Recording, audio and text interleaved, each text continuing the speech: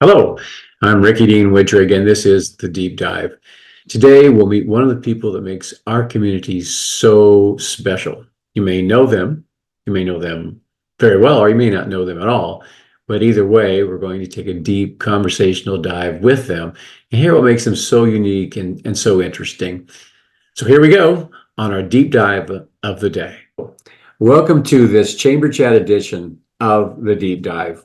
In the Chamber Chat edition, we talk to members of our Chamber of Commerce, the Wilson County Chamber of Commerce.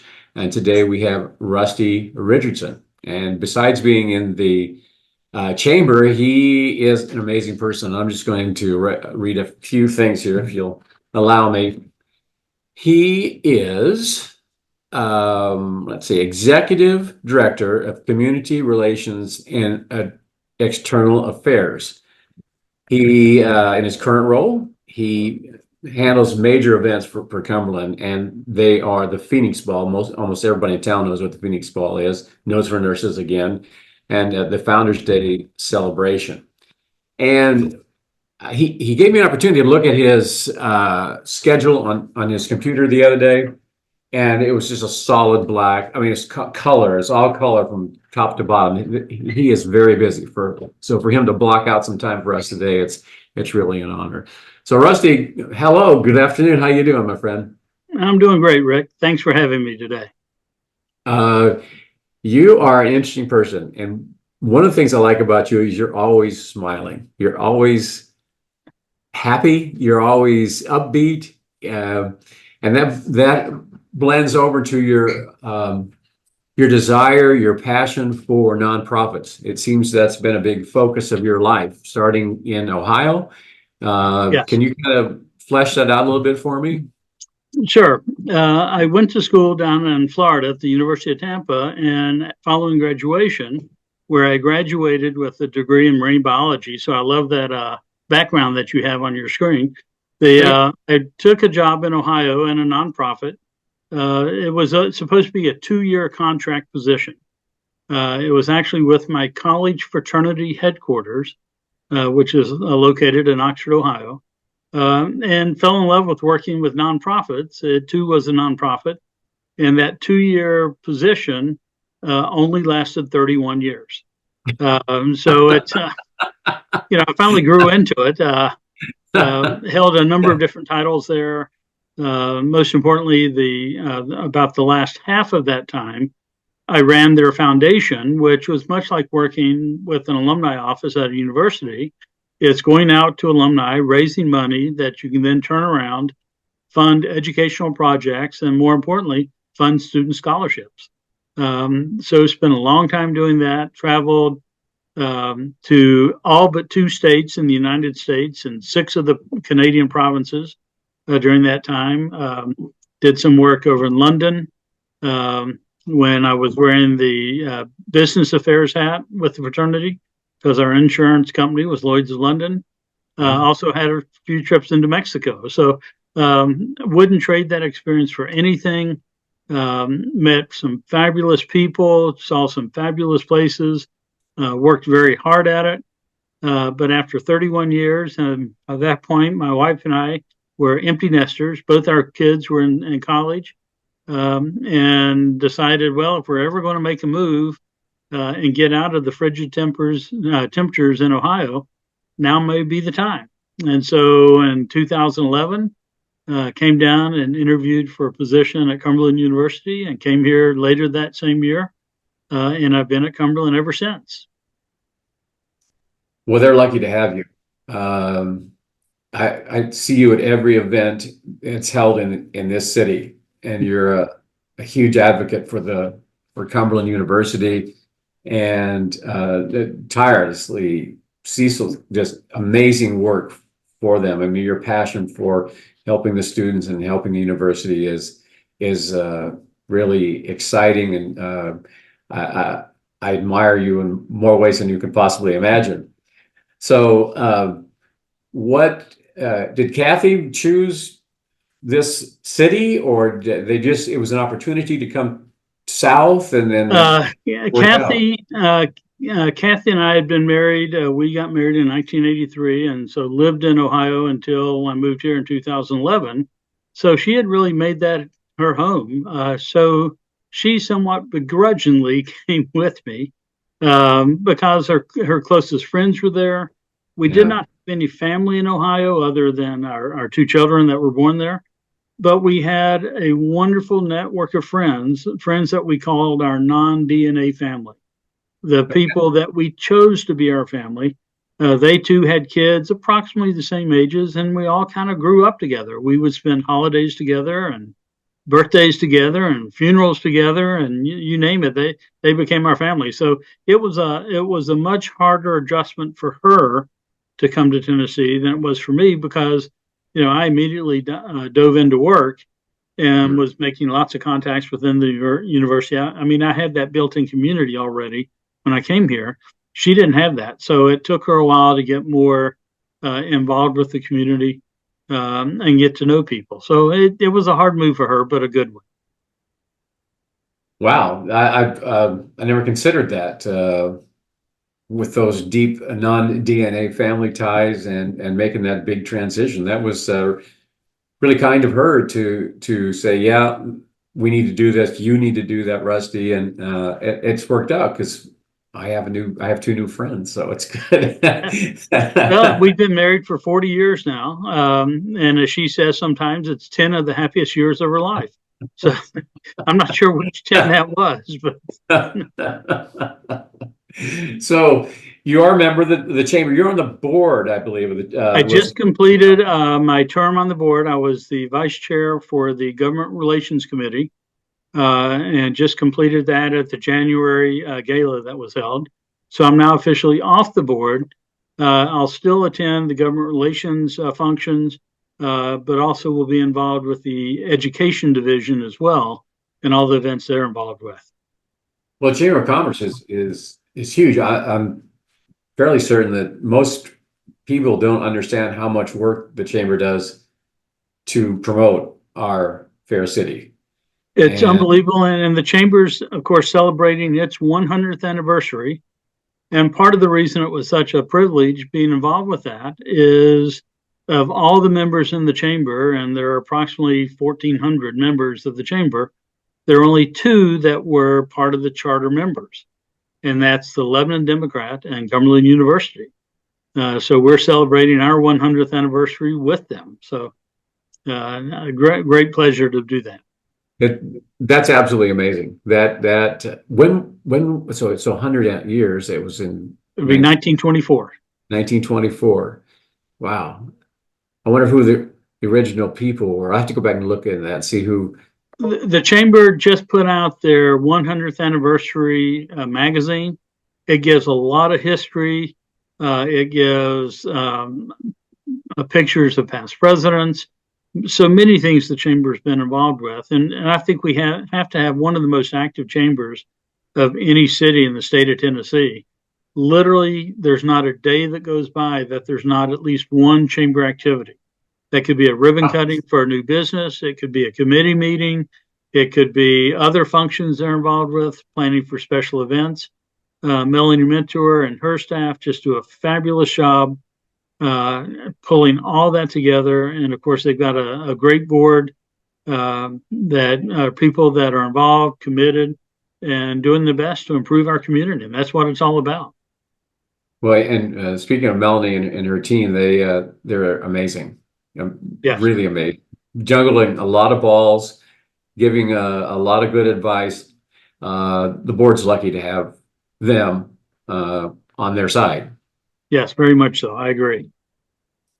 So I want to. You talked to me one time about an engineer, and he is one of the 12 people that have stepped on the moon. He's actually the first guy that stepped on the moon, and he was an acquaintance of yours. Now, this guy is known for his privacy and known for humility, I believe. And would you flesh out Neil Armstrong for us a little bit? I'm Sure. fascinated. One of the privileges of working for such a large fraternity, we had alumni that had gone to schools all over the U.S. and Canada, and Neil Armstrong was an alumnus of my fraternity. We obviously didn't go to the same chapter or weren't the same age. He was a little bit older than I was. But I had several opportunities to have lunch with him and get to know him. A very um, humble public servant, if you will. Part of the reason he was chosen to be on that Apollo 11 mission was his personality and the fact that he wasn't seeking the limelight as much as maybe some of the others. But he was an engineer first. Very kind gentleman. We had a number of things in the fraternity archives that he had given us. He actually took on the Apollo 11 mission his fraternity pin with him and then donated that to the archives, and we had that there. And I asked him once, this was later in his life, to autograph something we had that was not autographed, and he politely refused, which he could tell I was a little surprised he refused because we already had all these things autographed from him. They said he'd become so disheartened by autographs that he had given to people over the years that he was then seen on eBay, and he felt bad about something he gave someone that they're now making money off of. So he just said, I'm not autographing anything. And once he explained it, I certainly could understand and appreciate his point of view. But a great American hero. Well, I know there's a huge, not many people know, and not everybody knows it, but there's a huge market for things that have been taken into space, that flown, and for his autograph in particular. And I understand him being disheartened, but because if he gave that to you, Rusty, you're going to keep that, and then it's surprising that someone would part with it unless they're down on their luck and they got to sell something. Right. But I can see where he's giving it from his heart, and then he sees it on eBay, and it would not be. It had to break his heart, I would think. Yes. Yeah. I just remember you saying that he was an engineer, and that's what he wanted to be. That's who he was. He didn't really want to. He was a fairly quiet man. And if you ask him questions about, well, what was it like on the moon? That was the last thing in the world he wanted to talk about. What he wanted to talk about was whatever engineering project he was working at the time. He served as a professor at the University of Cincinnati for special classes. He lived just north of Cincinnati, up around the Dayton area. But yes, he was an engineer through and through. What kind of mechanical engineer, electrical engineer? I mean, I know there's different titles. I don't know all of them. I think he had several engineering degrees. Of course. As many of those astronauts do. They don't have just one specialty.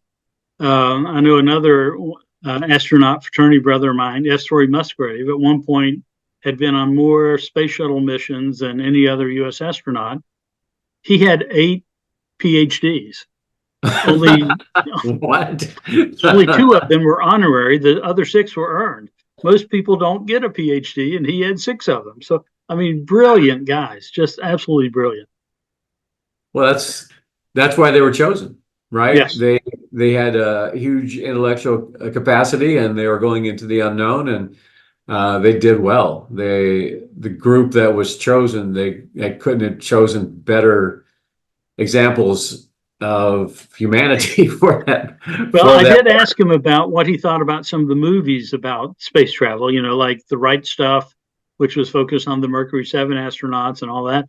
He just kind of laughed. He said The Right Stuff was a thoroughly enjoyable movie, but it wasn't very close to the truth. He said anything, though, that Tom Hanks had been involved with really strove for authenticity and tried to keep it as close to the real story as they possibly could. So he was very complimentary of Apollo 13 or From the Earth to the Moon, that miniseries that was out because of Tom Hanks' involvement with that. Yeah, that makes what a huge honor it was for Mr. Hanks to have that acknowledgement. That's amazing. Yes. Well, I know you have some outside interests besides the university, yes. And I know you're a wicked good racquetball player because I've had you just spank me inside that room. But you have a regular group of guys that you play with, right? How Yes, rewarding is that? one of my favorite groups in town is the group that meet over at the Jimmy Floyd Center. Played racquetball together. I played racquetball now for over 45 years, and many of the people that are playing over there have played similar times. One of my favorite opponents that I let win is Dr. Paul Stum, the president of Cumberland University, He because might he is have my boss. he might have a different opinion about He, yes, that. We'll have to but yeah, confer. so I let him win. You know, it's called job security.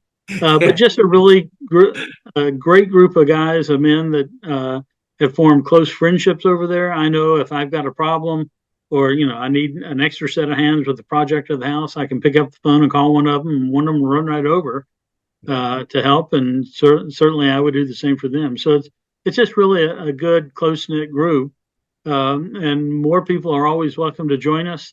We don't have any age restrictions. The people I generally play with over there range in age from mid 30s up to probably the oldest ones now mid 70s. Nice. So we take all kinds over there. It's a We fast be very thing. gentle for those newbies like you that come on the court with us. I just felt like I was in the way. Hey, you guys are Well, very you were, but I hit around you, so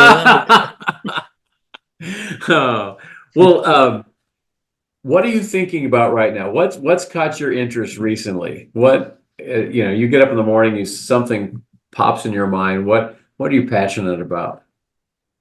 oh, there are a number of things. Certainly, you mentioned Phoenix Ball, and we don't want all this to be about Cumberland, but it's now 79 days and 1 hour away.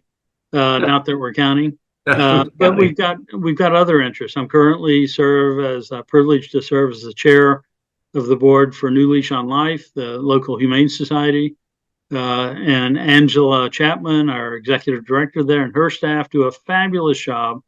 And many people in your listening audience may be familiar with New Leash on Life, or may have pets that they've adopted from New Leash on Life. What they may not realize is just how big an operation that is, because this last year they spayed or neutered over 5,000 animals, Wow. which it makes a big dent in the population explosion of unwanted pets. The stray dogs and cats. It takes a really strong, efficient organization to provide that many surgeries, that many adoptions, that many medical services, a food pantry for people that are having financial trouble so they can come pick up free food for their pets.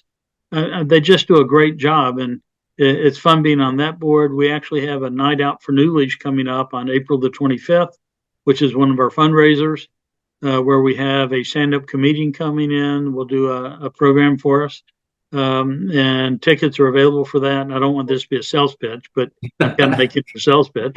I'm going to But get certainly, tickets from you anybody in when the we hang community up is here. comfortable to come to that. So that's a passion. Kathy and I have two extremely adorable, exceptional grandchildren. They live in Ohio, so we make frequent trips up there. We're going up there again that first weekend in April, because that's in the direct path of the solar eclipse that's going to hit on April the 8th. That's right. So certainly that's a passion. Working in my yard, getting ready to plant my garden, the books I read, all of those are passions, and I just go from one to the other and keep busy. Because we only have so much time here, and there's lots I still want to do and accomplish. What books are you reading right now? Right, That's the book I'm reading right now, because I've been a movie buff all of my life. Michael Schulman has a book out. It's gotten a lot of press on New York Times. It's gotten a lot of press on NPR. It's The Oscar Wars, Blood, Sweat, and Jeers, where he chronicles the history of the Academy Awards. And it's an extremely detailed book. I'm close to 100 pages into it, and I'm still only up to the mid to late 1930s. The Academy started in 1927. gave out their first awards in 1929. I actually do some talks to local civic groups on that about the history of the Oscars. Because again, that fraternity connection, one of our alumni won an Oscar in 1948 for a film he edited. And when he passed away, he left the Oscar statue to the fraternity for our historic archives. Uh, so again, there's that's the one I'm reading right now. But I go back and forth between fiction, nonfiction, historical documents, you name it. I'll read a cereal box if it's in front of me. Just I like to do that. One of the other more recent ones I did was Liz Cheney's book, which I thought was an absolutely fascinating book. Um, it was very well written. And although people know the outcome, it was almost like a page turner for me because it was so engaging and so interesting what she had to say. I know some people would say, well, no, yeah, she's wrong. And some people would say she's right. We won't get into that in this discussion, but I think it's important. And when I teach students here at Cumberland, teach classes, part of what I tried to get across to them is you can't just read one side of a story or learn one side of a story because every story has two sides. And unless you watch Fox News and MSNBC, watch both of them, you don't have a full picture of what's going on, and you can't decide which parts you believe and which parts you don't, because each of those give a very lopsided view of from their perspective. Yes, yes, and I've noticed that because I try, sometimes it's difficult for me to watch the other side, Mm-hmm. and it does give me a different perspective on that situation and helps me understand why someone can think a certain way because both sides of this political spectrum, both sides, truly believe that they are doing the right thing. Yes. Right? I mean, no one's. Both sides think they care about America and the other side doesn't. Both sides thinks they're in the right and the other's in the wrong. Both sides Yep. think, God is on our side and the other one, God is not on the other side. And Is he picking sides? I didn't yes, know. Is he picking sides? yeah. If Oh, God would only let us know which one but he's not going to do that. give us a sign, some sign, some sign. Give us a sign. Throw us a bone here. But one of my great pleasures here at Cumberland is I do get to teach. I get to teach some freshman classes, and I try to give those freshmen outlooks that they may not have ever thought of before. I try to have discussions with them that are sometimes controversial, but they don't know which side I'm arguing. Because when a person's well read and up on the issues, they should be able to make arguments on both sides of the whatever the argument is or the issue is. And Yes. I never let them know what my personal political beliefs are. But I try to force them into, you're to the point now as an 18-year-old, 19-year-old, you get to decide for yourself what your beliefs are. It's not what your parents believe, or what your grandparents believe. It may be the same, it may be completely different. And I find great joy in challenging them to ask those hard questions themselves and to think about it and chew on it. So you're telling me you're educating these people. Well, I'm trying. I try to leave a lot of history lessons because as an 18, 19-year-old, they know no history. Right. Other than what the latest thing on TikTok was, which may soon be going away. Yeah. Keep in mind, none of our undergraduate students at Cumberland right now were alive during the 9/11 attacks. None. That's a start. Graduate students may be, but the rest weren't born yet. So I tried to weave a lot of that history, when I talk to them about, how do you set good, effective, meaningful goals, I showed them John Kennedy's moon speech, Wow. where he told the stadium at Rice University, by the end of this decade, we will send a man to the moon and return him safely to Earth. And just they look at me kind of like you're looking at me. And I Yeah, was like, no, that was a not pretty good because it was impersonation of easy, John but Kennedy. because it's hard. Yes, I get Of that. course, Yeah. for the students' side, they just sometimes go back and explain who John Kennedy was. Oh my. It's startling sometimes. Startling. I may be showing my age then because I remember all those things. Yes. Oh, good grief, good grief, good grief. Well, that's exciting that are with, you're opening their minds up. It must be amazing to sit there and watch that shell get cracked open and the light come out and you go, and they get it. The light bulb comes on. How rewarding is that for you? Is that what you live for? It absolutely is. And sometimes you wonder, am I getting through to them? Am I teaching them anything meaningful other than, a lot of old facts and, thought processes? But there are certain things that happen that make me realize I'm exactly where I need to be. I'm teaching the students I need to try to help along their way as they're maturing and transitioning from high school to college. Just one quick example. A couple of years ago, one of my students that I'd had the year before came to me and he was very upset. And he came to me for some guidance. The issue he was upset over was he was dating a girl and it was very serious. And the girl's father had died suddenly. And as an 18, 19-year-old male, he wasn't sure how he should be supportive or help or what he should say or not say to the girlfriend that he was very seriously involved with over the sudden loss of her father. He was looking for, how do I support her? And we talked for probably an hour about you can do this and this and this, but primarily you need to listen. Watch for what signal she gives you. So it's one of those life skills that you learn as you get older about how do you support someone? How do you embrace someone who's just been through a terrible loss? And if they live long enough, they're going to encounter those terrible losses.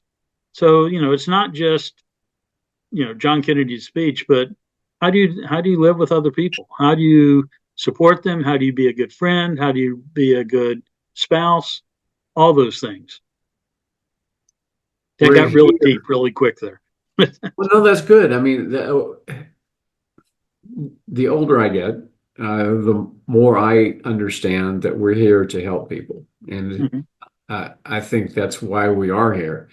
And you've been on enough, I mean, your whole life is about service, and you've seen it a lot. The few times I've been on in those positions, uh, I received more out of it, not intentionally, but I got more back. The more I put in, the more I got back unintentionally. Even years later, there are rewards. On a personal level, you can't give enough. You can't give too much, Right. and we are here to help other people when we can. Yes. Um, Mike Ripsky, our chaplain here at Cumberland, does a weekly blog that he sends out to the entire community, and it's called Mike's Musings. And in a recent one, he made reference to an old segment of the Paul Harvey show, where Oh, Paul Harvey wrote, and your older viewers will know who Paul Harvey is. The students not a clue, but Paul Harvey, for that episode, read what he said was a letter from God. And you can find it on YouTube or Google, a letter from okay. God. And it was just God telling humans much of what you just said. You cannot care enough. You cannot care too much for other people. That put all the pettiness aside, put all the, right versus left stuff aside. If you care for people, you're doing God's will.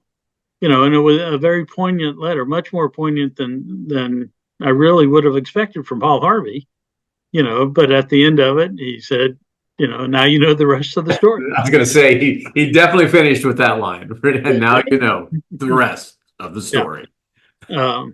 So, it was a really neat thing to listen to. And some people, depending on their religious beliefs, would think, oh, no, that's heresy, or that he went too far, or he didn't go far enough. But that was a much of the point of his segment was sometimes you just need to take a deep breath and accept people for who they are and love them anyway. Um, Yes. yeah, Yes, even if they are not like you, right. even getting back to they think they're doing right, whoever Mm, they are, whatever they're doing. We all think we're doing right because right. why would I'm sure there's people out there who intentionally do wrong, but for the most part, the human race, we all think that we're doing the right thing, and you may be for your family or whatever. So Sure. it's complicated, my friend. Makes one think. Well, we're out of time today, but this has been so rewarding for me personally, and for our guests too. Rusty, you're an amazing guy. Your passion for helping humans is just off the charts, and I really want to thank you for all you do for Cumberland, for the university, for the people, through the chamber, for the community. The community, you are just a real asset. And a good friend. So Well, thank you, Rick. Thank you very much for having me. it's been my pleasure. And folks, if you ever are trying to find your way home, always remember that it's bubbles up. Okay. Thanks for joining us. Okay. As we wrap up another insightful episode of the Deep Dive, I want to express my sincere gratitude to the excellent guests we had today and also our loyal listeners. Special thanks go to our sponsors, Fire Pit Art, the best fire pits on the planet, and Powder Coat Art for high quality metal powder coating. If you've enjoyed this, please connect with us on social media and tell your friends how much you enjoyed the program.